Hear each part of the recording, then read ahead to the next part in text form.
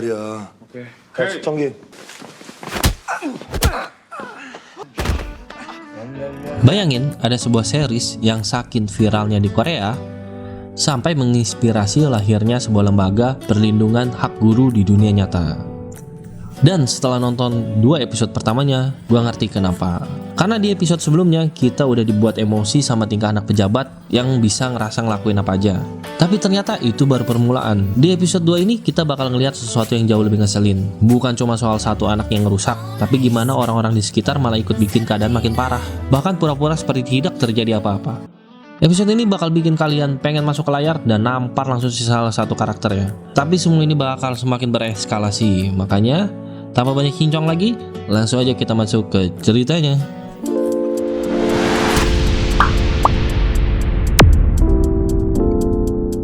Setelah aksi Hwa Jin viral, video dirinya menghajar para pembuli langsung menyebar ke seluruh internet. Nama BPHP pun dipuji masyarakat sebagai penyelamat dunia pendidikan. Besok paginya, sekelompok orang tua sudah berdemo di depan Kementerian Pendidikan. Mereka menuntut agar BPHP segera dibubarkan. Ironis juga sih, pas anak orang lain dibully sampai meninggoy, pada diem. Giliran anak sendiri disentuh dikit, langsung demo berjamaah. Tapi yang bikin heran, Hwa Jin dan Menteri Choi sama sekali nggak panik, malah santai banget. Ternyata semua kekacauan ini memang sudah mereka perhitungkan sejak awal. Bahkan video yang viral itu sengaja dibiarkan menyebar, karena Menteri Choi ingin menjadikan panggung untuk menunjukkan satu hal kepada seluruh Korea, bahwa sistem pendidikan mereka sudah gagal. Guru tidak lagi dihormati, sekolah tidak lagi mampu melindungi murid, dan karena itulah BPHP hadir. Bukan untuk mencari popularitas, tapi untuk memastikan siapapun yang merampas hak seseorang untuk belajar akan mendapatkan pelajaran yang jauh lebih menyakitkan. Film kemudian memperlihatkan kalau pidato Menteri Choi bukannya meredam situasi, malah bikin para elit politik satu partainya sendiri mulai gerah. Soalnya, keberadaan BPHP sekarang dianggap terlalu berbahaya. Selain makin populer di mata masyarakat, lembaga ini juga bisa dijadikan senjata buat menjatuhkan lawan politik kapan saja. Sementara para petinggi sibuk ribut di ruang rapat, cerita langsung beralih ke target investigasi BPHP selanjutnya. Kali ini mereka mengincar sebuah sekolah yang reputasinya lebih mirip markas gangster daripada tempat belajar.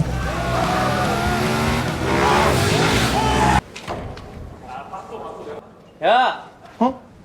오! 야, 그럴 만한 NG. 영수증 처리가 Yaitu SMK Teknologi Tinggi GUN. Baru beberapa langkah masuk gerbang, seorang murid pindahan bernama Bong Gende langsung dipalakin sama segerombolan berandal. Lucunya lagi, Gende yang kelihatan polos malah dengan santainya ngasih uang 40.000 won buat biaya keamanan. Anjay, baru hari pertama udah kena pajak sekolah versi preman. Begitu masuk kelas, Gende langsung disuguhi pemandangan yang bikin geleng-geleng kepala. Gurunya sama sekali udah gak punya wibawa. Murid-murid kompak ngaku gak bawa buku, lalu malah nyuruh gurunya nyalin seluruh isi buku ke papan tulis. Yang lebih ngenes, gurunya cuma bisa nurut tanpa berani protes dikit pun. Belum juga sejam belajar, sekolah ini langsung berubah jadi arena tawuran. Satu kelas Gende tiba-tiba ngajak ribut anak-anak jurusan elektro yang lagi santai di kelas mereka. Di tengah kekacauan itu, seorang murid bernama Kim Hong-ju menjelaskan kalau sekolah ini memang udah dikuasai para gangster muda.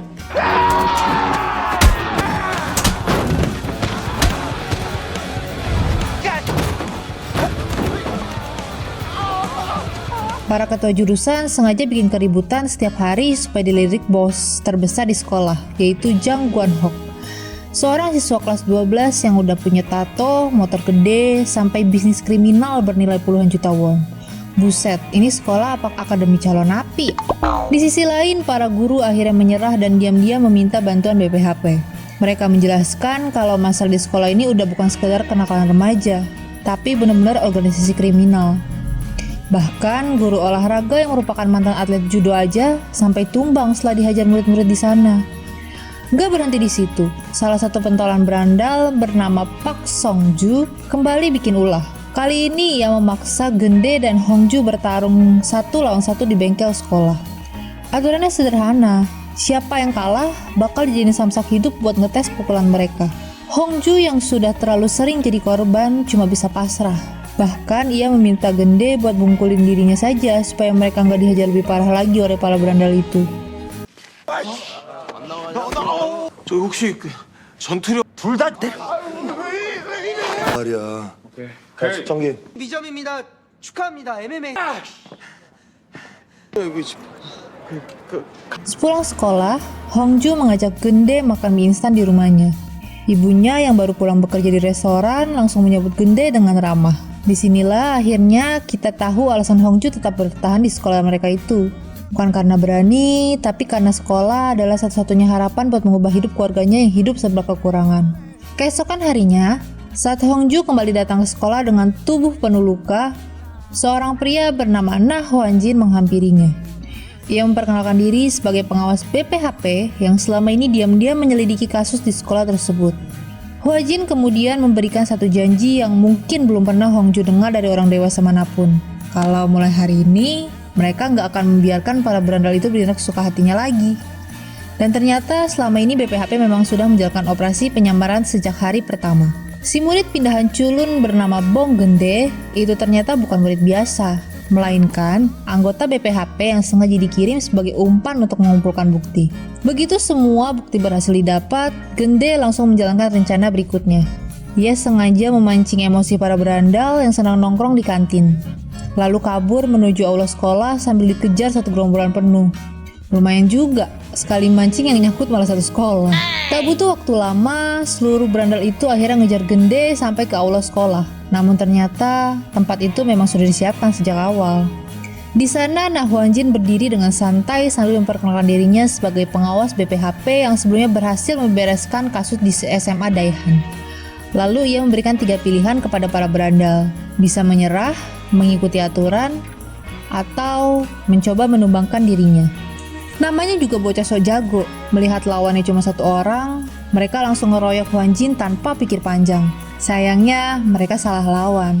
Nggak butuh waktu lama, satu persatu langsung dibikin tumbang sampai aula berubah jadi tempat panen berandal. 맞은 사람 없지?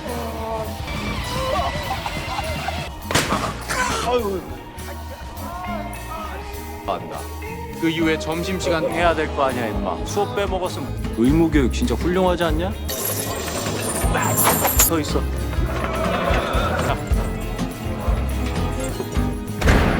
Tapi ternyata hukuman paling mengerikan bukanlah boga mentah Hwanjin, melainkan belajar. Yap, seluruh murid berandal itu dijatuhi hukuman belajar dari pagi sampai malam buat ngejar semua pelajaran yang selama ini mereka bolosin. Buset, buat mereka ini mungkin lebih nyiksa daripada dihajar. Seperti biasa, mereka langsung ngeles. Ada yang ngaku nggak bawa buku, ada juga yang bilang nggak punya pulpen. Melihat alasan receh itu, Hwanjin cuma tersenyum sambil nyeletuk kalau tubuh mereka masih punya tinta cadangan, yaitu darah mereka sendiri. Anjay, metode dinasti Joseon ternyata masih dipakai. Namun pelajaran paling ngeri dimulai ketika dua pentolan sekolah itu mulai ngomel kalau pelajaran teknik sama sekali nggak berguna di dunia nyata. Hwanjin pun langsung mengabulkan permintaan mereka. Ia memasukkan keduanya ke sebuah mobil yang remnya memang sengaja dibuat blong. Beberapa detik kemudian, mobil itu meluncur tanpa kendali di area sekolah. Barulah mereka sadar kalau ilmu teknik ternyata bukan cuma buat lulus ujian.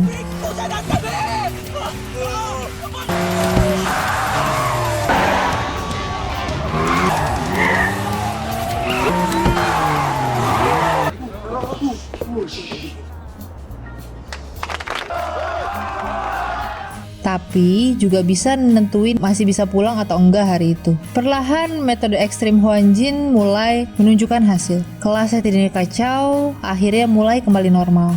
Bahkan Hongju yang dulunya cuma dijadikan samsak hidup, sekarang berdiri di depan kelas mengajarkan cara merawat sistem rem kendaraan. Yang bikin salut, meski selama ini paling sering jadi korban, Hongju justru memohon kepada Hwanjin supaya teman-temannya jangan dihukum terlalu keras lagi. Karena menurutnya, kalau mereka terus dihukum dan gak masuk kelas, mereka juga gak akan punya kesempatan buat belajar. Sayangnya niat Hongju malah dibalas air tuba. Diam-diam Songjun dan Inbom keluar dari sekolah buat nemuin bos terbesar mereka di sebuah tempat hiburan malam.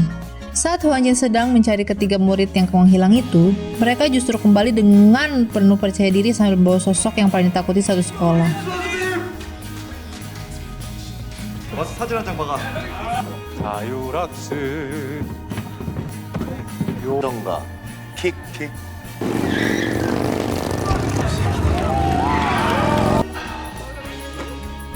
ialah Jang Gwon-hok. Begitu masuk ke halaman sekolah, seluruh murid langsung menyambutnya bak bos terakhir di game. Auranya memang beda. Sekali jalan aja, anak-anak berandal langsung hormat semua.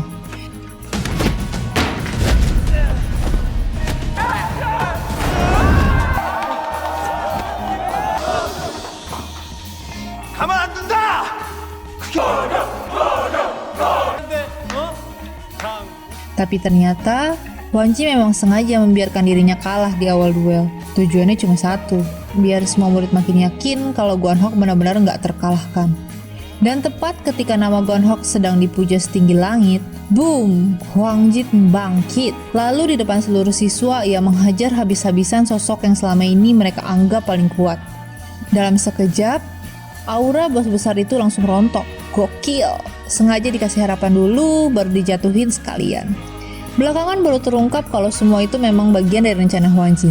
Ia sengaja memancing Gwon-hok untuk memanggil seluruh jaringan gangster dewasanya. Karena kalau mau membereskan sekolah ini, yang dicabut bukan cuma rantingnya, tapi sekalian sama akar-akarnya.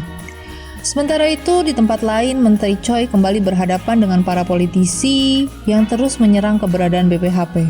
Mereka mempertanyakan kenapa seorang mantan kapten pasukan khusus seperti Hwan Ji malah ditugaskan mengurus sekolah. Padahal justru karena orang-orang seperti mereka yang selama ini cuma bisa rapat dan debat, sekolah-sekolah itu akhirnya berubah jadi markas gangster. Namun Menteri Choi langsung membalas dengan satu kalimat yang kemudian menjadi moto BPHP sepanjang series. Kalau pendidikan gagal melindungi anak-anak, maka kamilah yang akan melindungi pendidikan.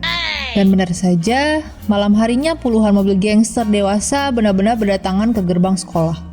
Persis seperti yang sudah diprediksi Hwan Ji sejak awal. Setelah memastikan kalau tidak ada satupun dari mereka yang masih berstatus pelajar, Hwan Ji memberikan satu peringatan terakhir. Kalau masih mau lanjut, berarti siap menanggung akibatnya. Ya udah, mereka malah milih opsi kedua.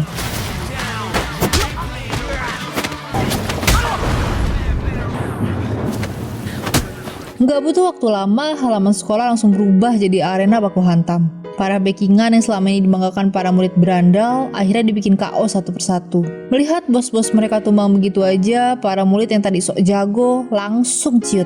Mereka buru-buru memohon ampun kepada Hwan Ji, bahkan sampai bilang rela berhenti sekolah. Namun Hwan Ji justru menolak permintaan maaf itu. Karena menurutnya, orang yang pantas memaafkan mereka bukan dirinya, melainkan Hongju.